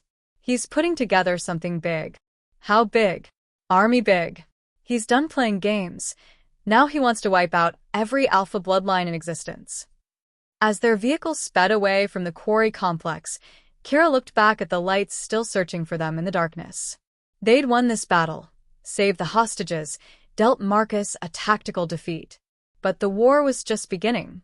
And somewhere in the back of her mind, a terrible certainty was growing. Before this was over, she and Damon would have to face Marcus himself. Not his mercenaries, not his hired guns, but the monster who'd started it all. The only question was whether they'd both survive the encounter. Chapter 12. The Final Reckoning. 3 days later, the last of the safe houses had been compromised. Kira stood in the command center Elena had established in an abandoned warehouse, staring at the tactical display that showed red markers scattered across 3 states. Each marker represented a location where Marcus's forces had struck, safe houses burned, pack members killed or captured, decades of careful sanctuary work destroyed in a matter of hours. 43 confirmed dead, Elena reported, her voice hollow with exhaustion. 67 still missing. And those are just the ones we know about. He's not taking prisoners anymore, Damon observed, studying intercepted communications. Kira knew what message it was. 3 days ago, she and Damon had made Marcus look weak, had rescued hostages from his carefully laid trap, and killed his mercenaries. Now he was retaliating with the kind of brutal efficiency that would cow any other potential resistance. But there was something else in the pattern of attacks, something that made her stomach clench with dread. He's hurting us, she said suddenly. Look at the locations. Every strike has been designed to drive survivors toward this region. He's not trying to scatter us anymore. He's consolidating us. Elena frowned, studying the map with new eyes. Why would he want us all in one place? Because, a new voice said from the warehouse entrance, it's easier to kill everyone at once that way. They spun toward the sound, weapons appearing in hands with supernatural speed. But the figure walking toward them wasn't a threat, at least, not an immediate one. Marcus Shadowfawn looked exactly like Kira remembered from 3 years ago, tall and lean with prematurely silver hair and eyes like winter ice. He wore an expensive suit that had been tailored to accommodate his build, and his smile was the practiced expression of a politician or a predator. Behind him came 6 figures in tactical gear, but their weapons remained holstered. This wasn't an attack, it was a parley. Hello, Kira. Marcus's voice was cultured, pleasant, the tone of a man discussing the weather. You've grown up quite nicely since our last meeting. And Damon, always a pleasure. I do hope you received my invitation. What invitation? Damon's voice was carefully controlled, but Kira could feel the rage building beneath his calm exterior. The one written in the blood of every wolf who's died in the past 3 days. Marcus's smile never wavered. I thought the message was quite clear. Come to me, or watch everyone you care about die slowly. You want to talk? Kira stepped forward, ignoring Elena's warning hand on her arm. Talk. Oh, I don't want to talk, my dear. I want to end this. Marcus gestured around the warehouse with casual authority. This tedious game we've been playing, this pretense that any of you have actual power in the New World Order. It's time to finish what your father started. My father didn't start anything. You murdered him. Your father refused to evolve. Marcus's tone remained conversational, but something cold flickered in his eyes. He clung to outdated concepts of territory and honor when the world was changing around him. I offered him a place in my organization, offered all the old alphas a chance to adapt or perish. By demanding they become your slaves. By asking them to recognize reality. The days of independent packs are over, Kira. Humans are becoming more aware of our existence. Their technology is advancing faster than we can hide from it.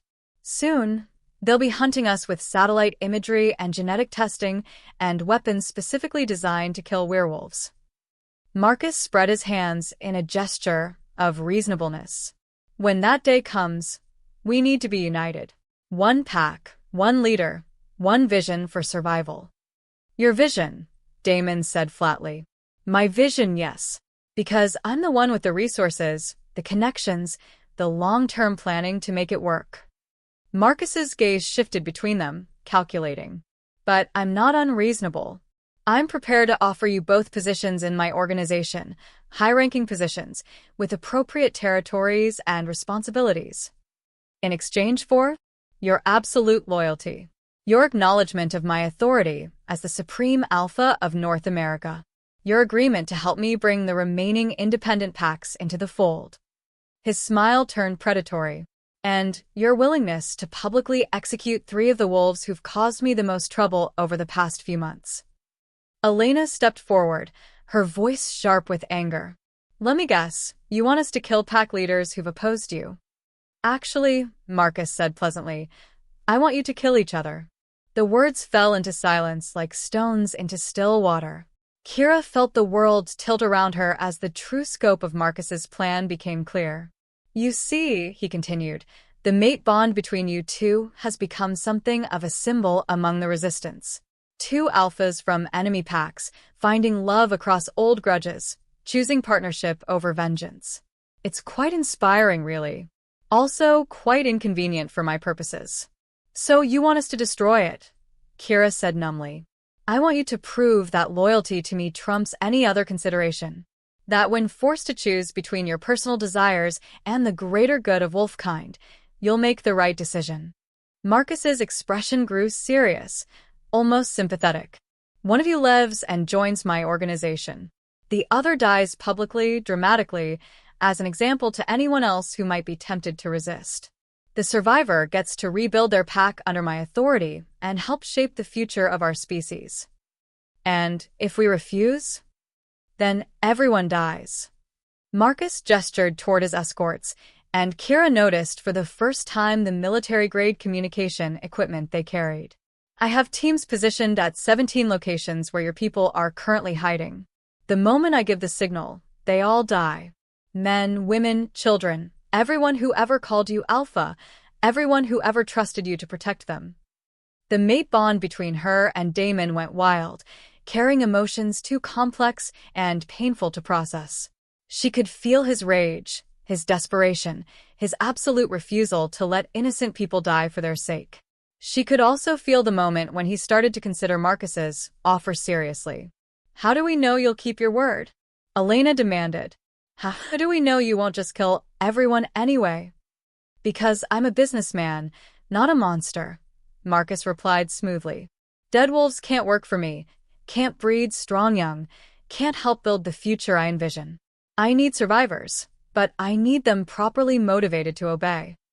You have 1 hour to decide, he continued, checking an expensive watch. Meet me at the old Riverside steel plant when you've made your choice. Come alone, of course, just the 2 of you, and whatever weapons you prefer. We'll settle this the traditional way, and then we can all move forward. He turned to leave, then paused. Oh, and Kira? Your little Miguel is safe, by the way. Such a sweet child. It would be a shame if something happened to him, because the adults in his life made poor decisions. The threat hung in the air like poison. Then Marcus and his escorts were gone, leaving them alone with an impossible choice. It's a trap, Elena said immediately. Whatever you're thinking, it's a trap. Of course it is, Damon replied quietly. But he's right about the hostages. If we don't show up, those people die. If you do show up, you both die, Elena countered. And probably the hostages too, once he doesn't need them for leverage. Kira sank into a chair, her mind racing through possibilities. Every option led to death, either their own, or the innocent people who'd trusted them to keep them safe. The mate bond hummed with Damon's presence, strong and warm and absolutely determined to protect her no matter the cost. There has to be another way, she said. Maybe, Damon said. But we won't find it in 57 minutes. He was right. They were out of time, out of options, out of everything except the bond between them and their shared determination to save as many lives as possible. Okay, Kira said finally. We go. We meet Marcus, we play his game, and we find a way to turn the tables. Kira. No.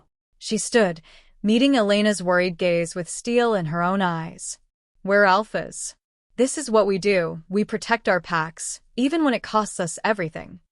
As they prepared for what might be their final battle, Kira tried not to think about all the things she'd never told Damon, all the words that had gone unspoken between them. If this was the end, she wanted to face it with him beside her. But first, they had to save their people, whatever the cost. The steel plant loomed against the night sky like a cathedral of rust and decay, its smokestacks reaching toward stars that seemed impossibly far away. This was where it would end, in the shadow of dead industry, with the future of every wolf in North America hanging in the balance. Marcus was waiting for them in the main foundry, surrounded by enough firepower to level a city block. But for all his preparation, for all his tactical advantages, he'd made one crucial mistake. He'd underestimated what two mated alphas were willing to do for love.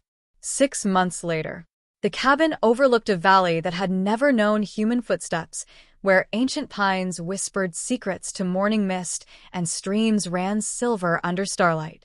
It was exactly the kind of place Damon had dreamed about as a child, remote, peaceful, perfect for someone who was part wolf. Kira found him on the porch, watching the sun paint the mountains in shades of gold and rose. He'd been having the nightmares again, not every night, but often enough that she'd learned to recognize the signs. The way he held his coffee cup, the careful stillness of his posture, the distant look in his gray eyes. "Bad one?" she asked, settling beside him on the wooden swing they'd built together. "The usual." His arm came around her automatically, pulling her close. "Marcus, the steel plant, that moment when I thought I'd lost you." She leaned into his warmth, breathing in his familiar scent. 6 months, and the mate bond still sang between them like electricity. 6 months since they'd walked into Marcus's trap and somehow emerged victorious. 6 months since they'd learned that love really could conquer everything, even the ghosts of the past. Want to talk about it? Not particularly, but his grip tightened on her, and she felt the tremor of remembered fear through their bond. "Just glad you're here." "Always," she promised, the word carrying the weight of everything they'd survived together. The battle at the steel plant had been nothing like what Marcus had planned. He'd expected a ritual duel, a public execution, a demonstration of his power over the resistance. Instead, he'd gotten two alphas who refused to play by his rules, who turned his own trap against him with devastating effectiveness. The details were still classified in Elena's reports, but the outcome had been simple enough. Marcus Shadowfang was dead, his organization scattered, and the independent packs were slowly rebuilding under a loose confederation that respected territorial rights while maintaining mutual defense agreements. It wasn't perfect. Nothing involving werewolf politics ever was. But it was better. A future built on cooperation instead of domination, on consent instead of fear. "Miguel called yesterday," Kira said, changing the subject to safer ground. "His soccer team made it to the regional championships." "Good for him." Damon's voice warmed with genuine affection. The boy had attached himself to them both during the reconstruction, and they discovered that being pack alphas meant becoming surrogate parents to any wolf who needed family. Sarah's still giving him grief about his grades? Only because she wants him to have options beyond pack politics when he grows up. Kira smiled, thinking of the woman who'd become her second-in-command in the new Red Moon territory. Smart woman. Smart boy, too. He'll find his own path. They sat in comfortable silence, watching the valley wake up around them. Somewhere in the distance, a wolf howled. One of their pack members, probably, heading home after a night hunt. The sound was answered by another, then another, until the mountains rang with the ancient song of their people. "Any regrets?" Damon asked suddenly. Kira considered the question seriously. Did she regret the years of hatred, the pain they'd both endured, the people who died before they found their way to each other? Did she regret the choices that had led them here, to this moment, to this life they'd built together? "Only one," she said finally. "What's that?" "That it took us so long to get here." She turned to face him fully, seeing her own contentment reflected in his eyes. "That we wasted 3 years fighting what we should have been celebrating." Maybe we needed those 3 years, he said thoughtfully. Maybe we had to be enemies before we could be partners. Had to choose each other over everything else we thought we wanted. Maybe. She kissed him softly, tasting morning coffee and the promise of another day together. I love you, Damon Steele. I love you too, Kira Blackthorne. His smile was the one reserved just for her, not the alpha's mask or the politician's facade, but the expression of a man who'd found exactly where he belonged. Think we can make this work? This. She gestured toward the valley, toward their pack, toward the life they were building together. We've survived everything else the world has thrown at us. I think we can handle happiness. The sun climbed higher, burning away the morning mist and revealing the full beauty of their territory, their home, their future. In the distance, another wolf howled, and this time Kira and Damon answered together. Two voices joined in the ancient song of mates who'd found their way to each other against impossible odds. The sound echoed off the mountains and faded into the morning air, carrying with it a promise that would outlast them both. The end.